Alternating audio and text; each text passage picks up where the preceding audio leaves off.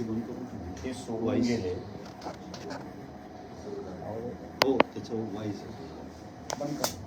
हां, yes. तोही बंद करून घ्या. करा ना बंद. कार्यकर्ता बाहेर गेले तर रेंज आम्हाला रेंज भेटणार. बाहेर सगळे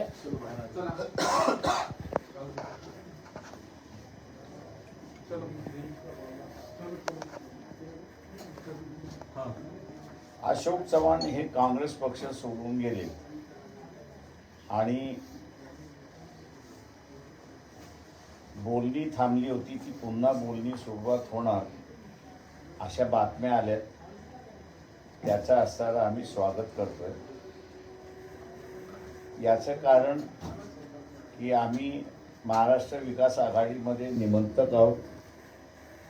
आम्ही त्यांना म्हणालोय की आपण सगळ्यांनी एकत्र या निवडणुका लढल्या पाहिजेत. कॉमन कार्यक्रम जेवढा करता येईल तेवढा आपण असणारा केला पाहिजे. आमचा मसुदा आम्ही त्यांना सादर केलेला आहे. पुढच्या बैठकीमध्ये त्या मसुद्यावरती एकमत होईल असं मी म्हणजे प्रत्येक पार्टी आपला अजेंडा देईल आणि त्याच्यावरती कॉमन मिनिमम अजेंडा तयार होईल असं मी त्या ठिकाणी मानतो. दुसरं त्याच्यामधला महत्त्वाचं म्हणजे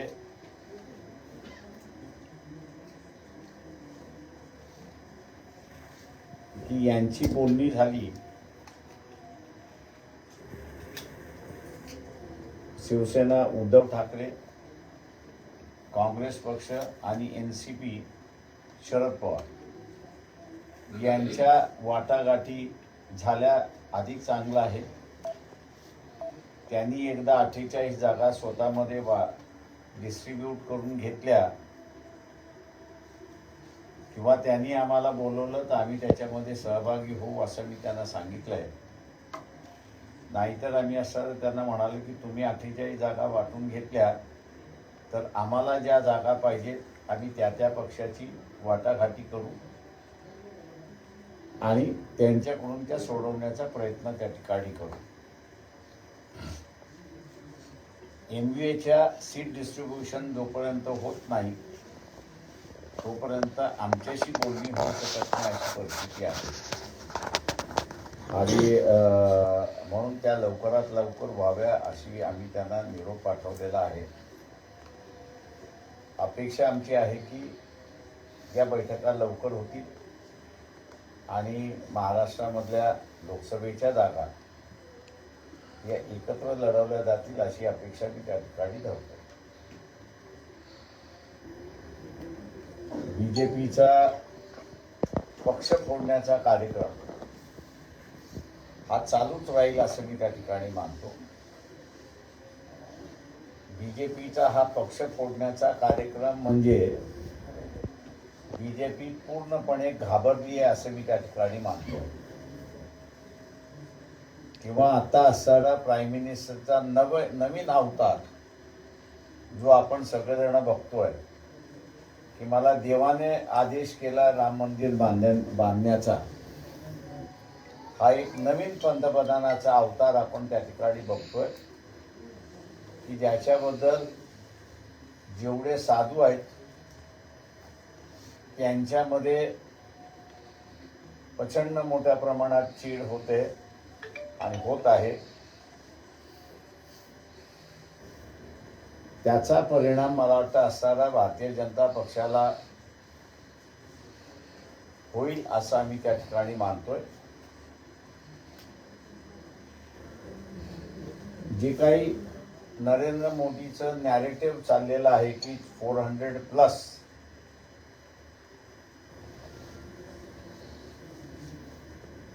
ज्या राज्यांमध्ये ते लढत नाही त्याचा हिशेब आपण असणारा केला तर त्या 200च्या वरती जागा आहेत असं की ज्या ठिकाणी ते लढत नाहीत. 554 मधनं आपण असणारा 200 जागा वर्ज्य केल्या तर 300 जागा त्या ठिकाणी राहतात. आणि त्याच्यामुळे त्यांचा असणारा जो क्लेम आहे तो क्लेम काही खरा आहे असं मी त्या ठिकाणी मानत नाही. या निवडणुकीमध्ये फार फार बीजेपी जी आहे ते 150 जागेंवरती जाईल अशी परिस्थिती आहे. त्याच्यामुळे भीतीने घाबरवून टाकणं हे जे एक तंत्र आहे दादागिरी करणाऱ्या माणसांचं, ते तंत्र बीजेपी आता या ठिकाणी वापरते. पूर्णपणे दादागिरी, पक्ष फोडण्याच्या बाबतीत दादागिरी, निवडणुकीच्या निकालाच्या संदर्भातला दादागिरी. आणि हे कोण करतं तर ज्याला लोकांची भीती वाटते तो त्या ठिकाणी असताना करतो. आणि म्हणून पूर्णपणे फिअर सायकोसिसमध्ये बीजेपी गेलेली आहे. आणि त्या फिअर सायकोसिसचा परिणाम असा आहे की ते इतरांना घ्यायला लावतात आहेत अशी परिस्थिती आहे.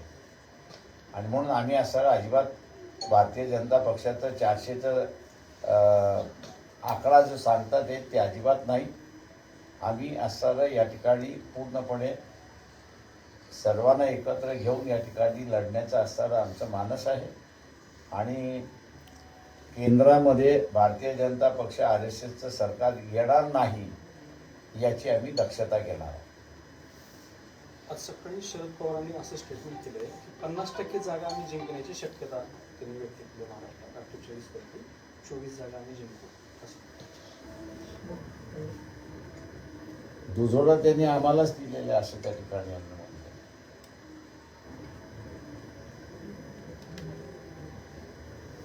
दुसरा, जरंगे पाटलांचा जो मुद्दा आहे त्यांनी आज परत पुन्हा एकदा उपोषण सुरू ठेवल्याचं सांगितलं आणि नव्या आंदोलनाची त्यांनी घोषणा केलेली आहे. टप्प्याटप्प्याने त्यांनी वेगवेगळी आंदोलनं आज सांगितलेली आहे. तर थोडक्यात कुठंतरी सरकारने जरंगे पाटलांना फसवलं असं वाटतं. जरांगे पाटील यांना असं वाटते की शासनाने मला फसवलेलं आहे.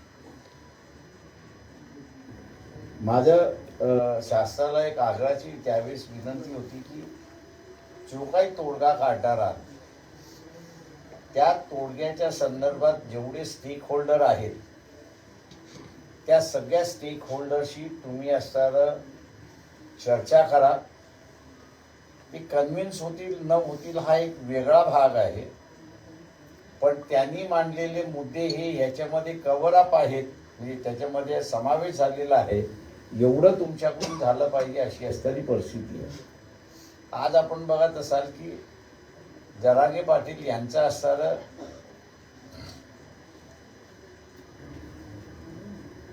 ज्यांचा सगळे सोयरे, त्यांचं म्हणणं असं आहे की सगळे सोयरे चा समावेश झालेला नाही. आता झाला की न झाला हे सरकारने त्यांना समजावून सांगितलं पाहिजे. आणि शासन म्हणते की नाही आम्ही असताना समावेश करून घेतला. जरांगे म्हणतात आहेत की ते समावेश झालेले नाही अशी असणारी परिस्थिती आहे. त्याच्यामुळे जिथे आहेत तिथेच हे आंदोलन त्या ठिकाणी राहिलेलं आहे. दुसरं, त्या ह्याच्यामध्ये ओबीसीमध्ये कुणबी समाज आहे हा भाग अगोदरपासून आहे त्याच्यामुळे आम्ही जे आंदोलन आम्ही जे आरक्षण दिलेलं आहे सरकारने सांगितलं पाहिजे होतं की जे या आरक्षणाच्या बाहेरचा असणारा वर्ग म्हणजे मराठा समाज त्याला आरक्षण आम्ही दिलेलं आहे हे सांगण्यामध्ये सरकार पूर्णपणे अपयशी ठरले असं मी त्या ठिकाणी मानतोय.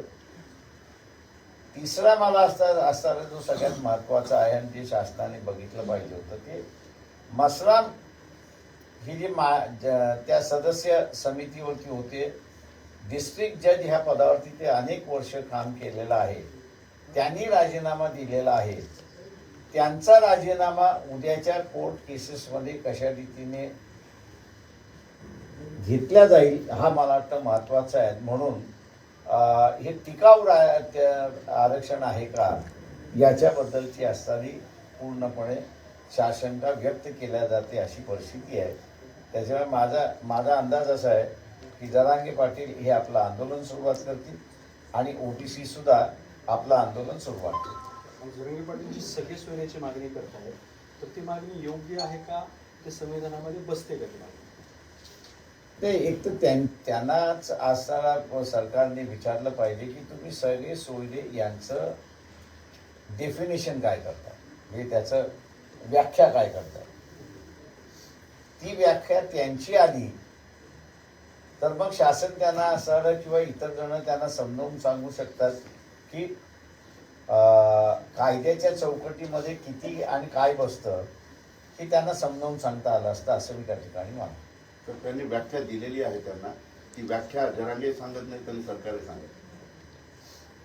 सगळे सोयऱ्याची व्याख्या कोणी जरांगेंनी सरकारकडे दिलेली आहे आणि त्यांनी पब्लिक करावं माझं म्हणणं असं. त्यांनी सरकार जरांगे पाटील यांनी जर शासनाकडे दिली असेल आणि आता जर मान्य झाली नसेल तर ही योग्य वेळ आहे, त्यांनी असं लोकांसमोर ती जाहीर करावी. त्याच्यामध्ये पितृसत्ताक आणि मातृसत्ताक ह्या शब्दावरून खरा गोळ झालेला आहे. सरकारने जी GR मध्ये व्याख्या टाकलेली आहे ती पितृसत्ताक पद्धतीनं सगळ्या सोयऱ्यांना जिथं जातीय सजातीय विवाह जुळतात असं. पण जरंगेचा त्या पितृसत्ताक शब्दाला विरोध आहे, हा भाग एक. आणि दुसरा भाग त्या GR ची अंमलबजावणी तातडीने झाली पाहिजे, ही तुमची दुसरी मागणी. नाही, माझं म्हणणं असेल त्याच्यामध्ये की आपल्या इथं असणारा पितृसत्ताक आणि मातृसत्ताक आहे असे दोन्ही कायदे आहेत आपल्याकडे.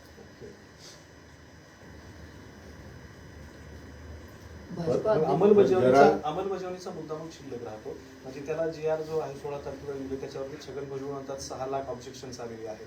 मग हा सगळा प्रक्रिया पूर्ण होऊन तो GR लागू होण्याच्या कालावधीपर्यंत अडचण आहे. हा, ती अडचण आहेच, कारण त्या कुठलाही इनॅक्टमेंट करायचं असेल तर तुम्हाला पब्लिकली ते मांडावं लागतं, त्याला ऑब्जेक्शन्स बोलावे लागतात. ज्यांनी ऑब्जेक्शन आलेलं आहे त्याला ऑफिशियली तुम्हाला असणारं व तुमचं ऑब्जेक्शन आम्ही स्वीकारलंय की फेटाळलंय हे त्याला असणारं कम्युनिकेट करावं लागतं आणि ते करायला शासनाला वेळ लागेल एवढं निश्चित आहे. आता तुम्हाला आंदोलनाचं भवितव्य काय वाटतंय? कारण मराठा समाजातले सुद्धा काही लोक जरंगे पाटलांच्या विरोधात पत्रकार परिषद घेऊन बोलायला लागलेत. आज सुद्धा एक बारस्कर नावाचे व्यक्ती होते, त्यांनी सुद्धा जरंगे पाटलावर गंभीर आरोप केले. काही जणांचं म्हणणं आहे की ह्या माध्यमातून आता आंदोलनात फूट पडायला लागले, आंदोलन हे लांबलेलं आहे बऱ्यापैकी. तर तुम्हाला काय वाटतं आंदोलनावर? नाही, एवढ्या लवकर मला वाटतं हे आंदोलन फिझल आउट होईल असं मला वाटत नाही. म्हणजे शंका कुशंका हे अपेक्षित आहे, येणार आहेत.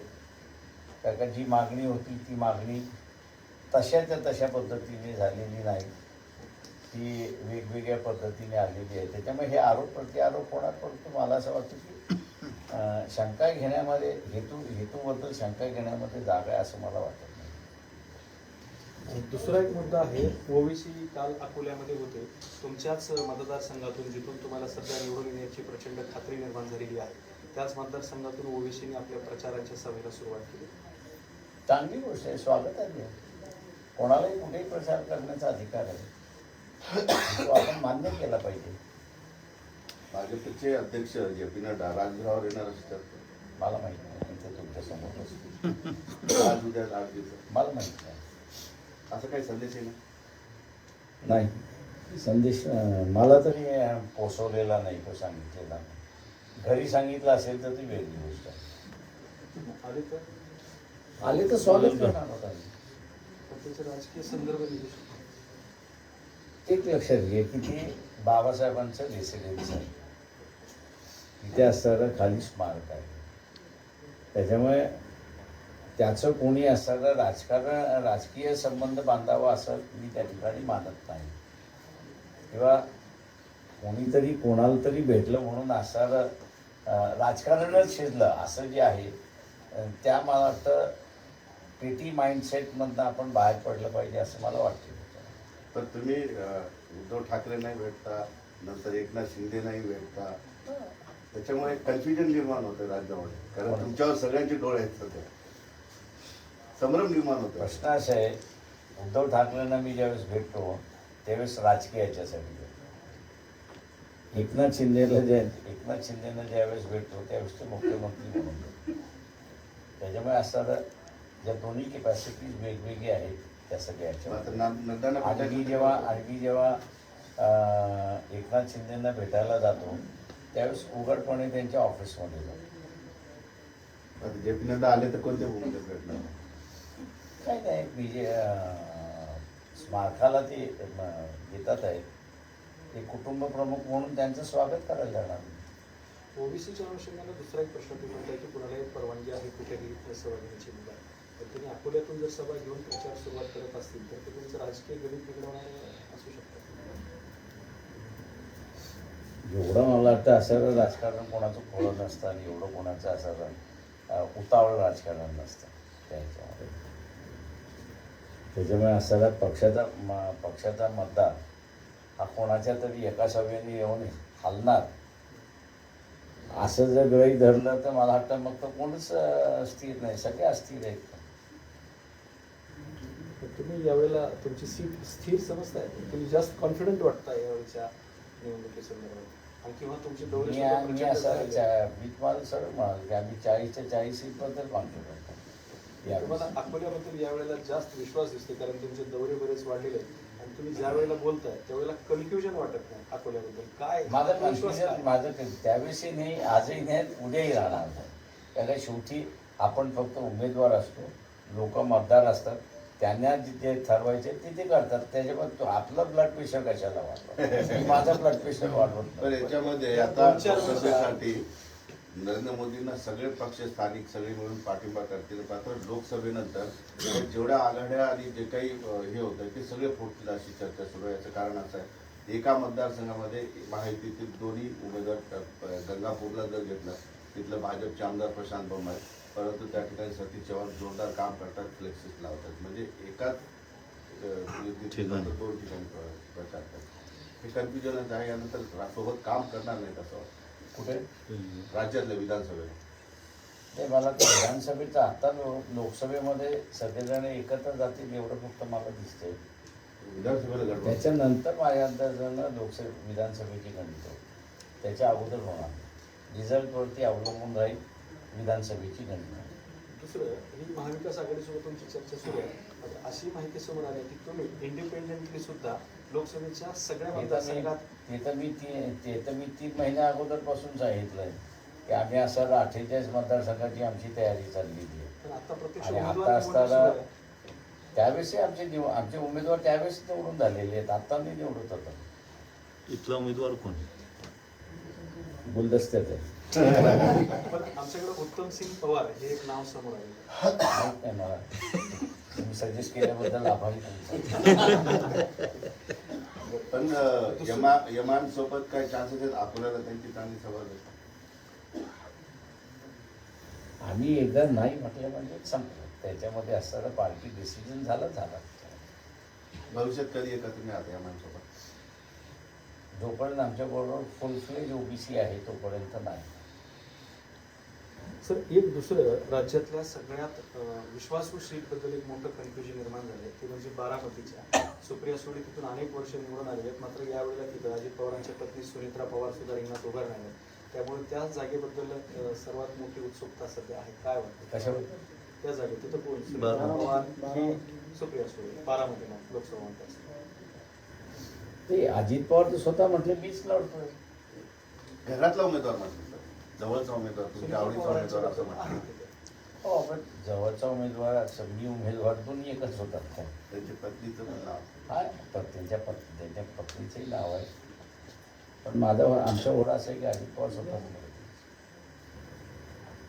तर त्या ठिकाणी काय वाटतं? कारण शरद पवार आणि अजित पवार तुझ्याबरोबर तिथं आहे, पण अजित पवारांनी सांगितलं मला घरातल्या लोकांनी वेगळं पाडून टाकलेलं आहे, वाहिनी केलेलं आहे.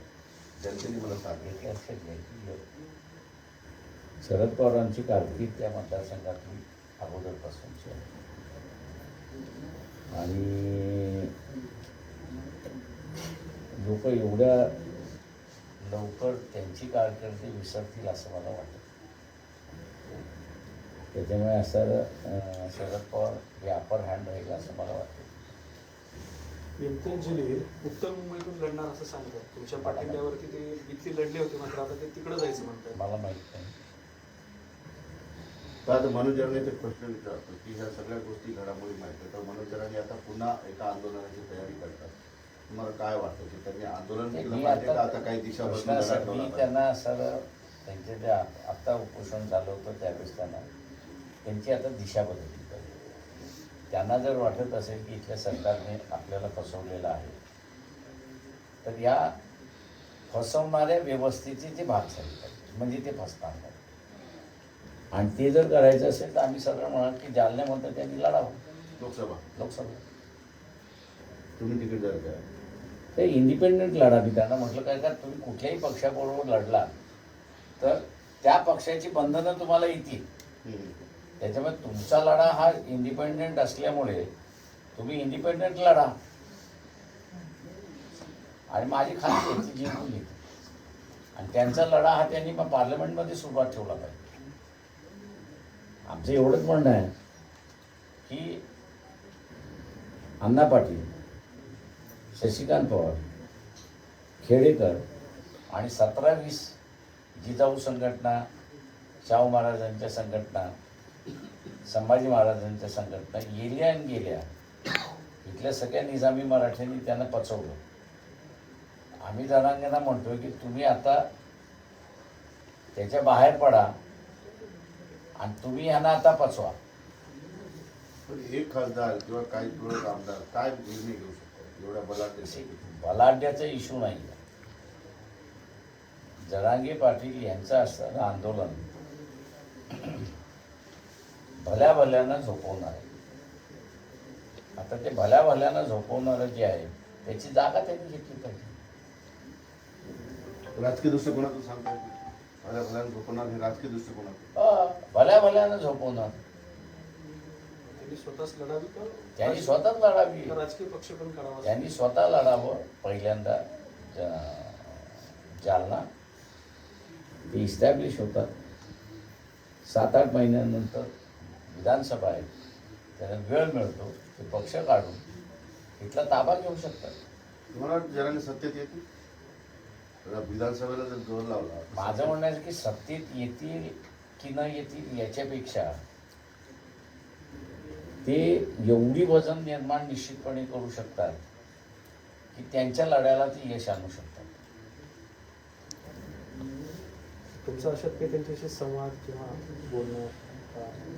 ते माझं एवढ्यात नाही त्यांच्याशी. दुसरा एक असा प्रश्न आहे की ओबीसी इथले काही प्रमुख नेते आहेत ते सुद्धा स्वतःचा राजकीय पक्ष काढायची त्यांची तयारी सुरू आहे. चांगली गोष्ट आहे, स्वागत आहे मला.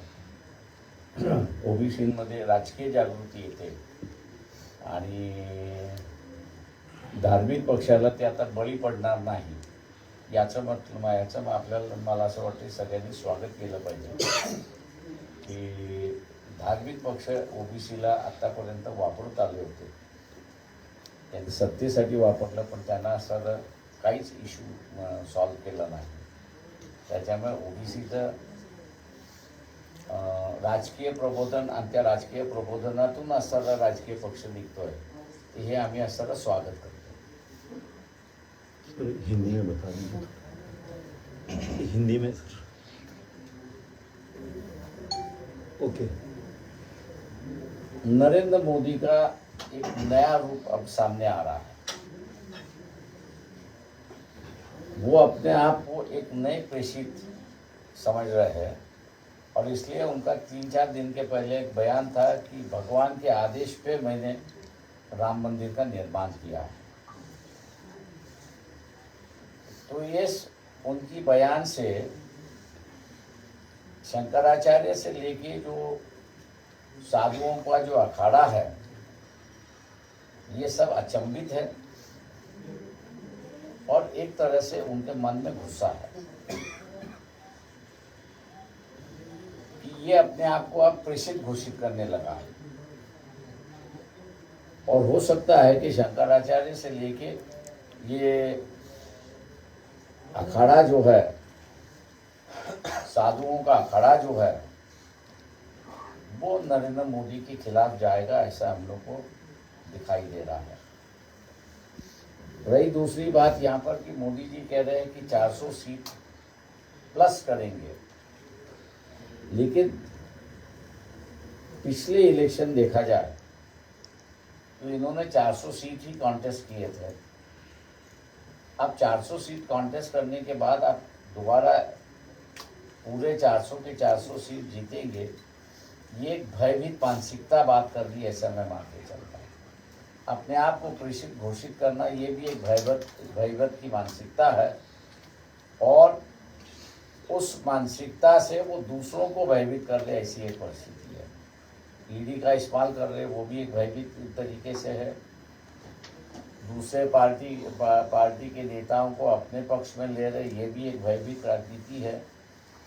इसलिए पूरी परिस्थिति देखते हुए नरेंद्र मोदी और बीजेपी की सरकार जो है वो 150 सीटों के ऊपर जाएगी, ऐसा हमको नहीं लगता। और इसलिए विरोधी दलों को जो है वो डरने की कोई बात नहीं है। अपने अपने राज्यों में जिस तरह से अभी लड़ रहे वैसे अगर लड़ते रहे तो नॉन बीजेपी आरएसएस गवर्नमेंट केंद्र में आ सकती है, ऐसी एक परिस्थिति। जगह वाटप को लेकर क्या है महाविकास आघाड़ी? देखिए, जहाँ तक सीट डिस्ट्रीब्यूशन की बात है, वहाँ पर एक दोनों बातें हैं कि हमने महाविकास आघाड़ी के घटक पक्ष से जो है उद्धव ठाकरे की शिवसेना, कांग्रेस और शरद पवार की एनसीपी, इनसे हम लोग ने कहा है कि आप आपस में 48 सीटें बांट लीजिए। वंचित बहुजन आघाड़ी को जो सीटें चाहिए, जिस पार्टी के पास वो सीट है उससे हम लोग बातचीत करेंगे और उनके साथ में समझौता करने की कोशिश करेंगे। और उम्मीद करता हूँ कि महाविकास आघाड़ी का समझौता जो है वो जल्दी हो जाए, ताकि मार्च के पहले हफ्ते में हमको दिखाई देता है कि इलेक्शन नोटिफिकेशन निकलना शुरुआत होगा, ऐसा लगता है। ओबीसी की जो सभा हुई है अकोला में, क्या आपको लगता है आपको आह्वान दे रहे हैं वहाँ से? मुझे कांग्रेस भी आह्वान देती है, एनसीपी भी देती थी, मतलब जो शिवसेना भी उस वक्त देती थी, बीजेपी भी देती, तो उस वक्त हम लोग डरे नहीं, तो आप क्यों डरने की बात? सर, आपको लगता है कि दिल्ली के एतराफ़ के जो स्टेट्स है वहाँ पर किसान जो है वो आंदोलन कर रहे हैं, महाराष्ट्र में मराठा लॉबी जो है वो आंदोलन कर रही है, तो इसका असर बीजेपी को मिलेगा? देखिए, जहाँ तक किसानों का आंदोलन है, मैं समझता हूँ कि वो काफ़ी बड़ा असर करेगा, ऐसा हमको लग रहा है।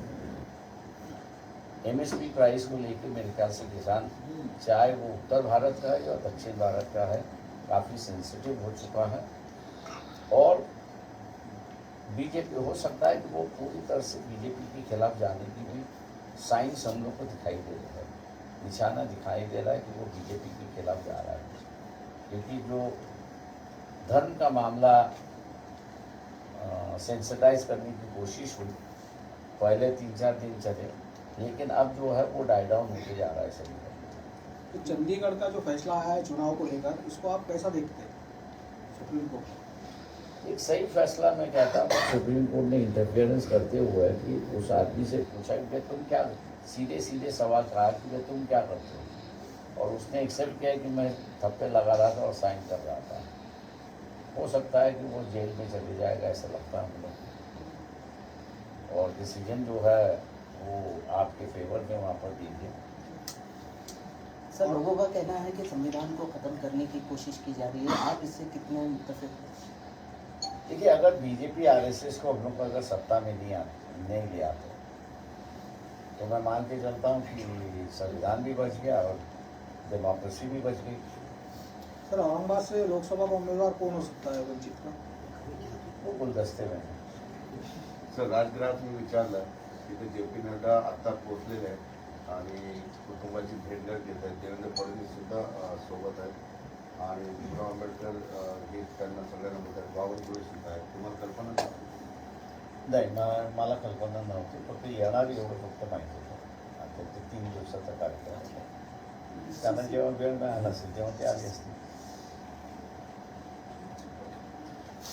JP नड्डा के ऊपर सर, देखिए, JP नड्डा जो है वो भारतीय जनता पक्ष के अध्यक्ष है। अगर उन्होंने इच्छा जाहिर की है कि बाबा साहब के मकान और जो उनका मेमोरियल है उसको विजिट करना है, तो उसको गैर है, सब कुछ नहीं लगता है। सर, यूजीसी जानकारी मिलने के बाद परिवार से मैंने यही कहा था कि अगर आएँ तो उसके उचित तरीके से उनका स्वागत करें और मान सम्मान के साथ उनके साथ में जो है वो पेश है हमारे।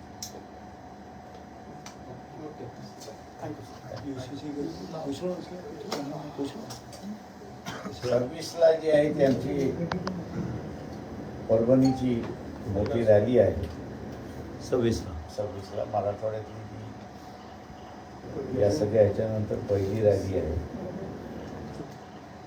ओबीसीचा इश्यू घेऊन. नांदेड़ में नाही नाही परभणी सर आपको लगता है कि इस तरह कहा जाता है कि बीजेपी के वॉशिंग मशीन में जाकर सब धुल जाते हैं, तो उसी तरह जो अभी जा रहे हैं लोग वो धुल जा रहे हैं? जब तक उनकी सत्ता है तब तक धुल गए, उनकी सत्ता गई तो वापस दाग देखना शुरुआत होगा. किसी पार्टी आके दाग कैसा देखा जाएगा उनको, किस नजर से देखा जाएगा? सवाल ऐसा है कि अगर आपने चोरी की है, अगर आपने चोरी की है तो आप पकड़ ही जाओगे, नहीं चोरी की है तो नहीं पकड़ जाओगे. होगा ना. Thank you.